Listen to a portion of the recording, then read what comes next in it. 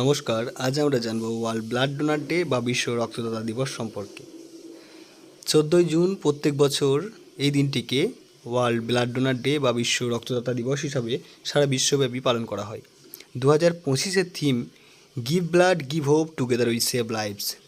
Curl Landsteiner একজন বিজ্ঞানী এবং চিকিৎসক 1901 সালে রক্তের এবিও গ্রুপ আবিষ্কার করেন।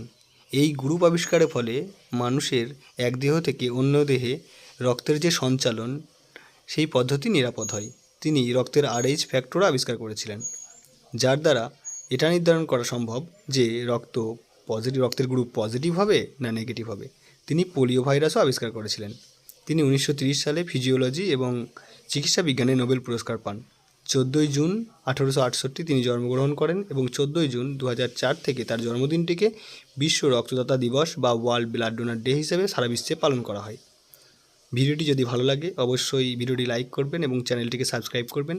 আর যে সমস্ত ভাই বোনেরা WBKP ইংরেজি ক্লাস করতে চান অনলাইনে, তারা জিরো টু হিরো প্লেলিস্টটা অবশ্যই দেখবেন। যদি ভালো লাগে তাহলে কমেন্টে জানাবেন। ধন্যবাদ।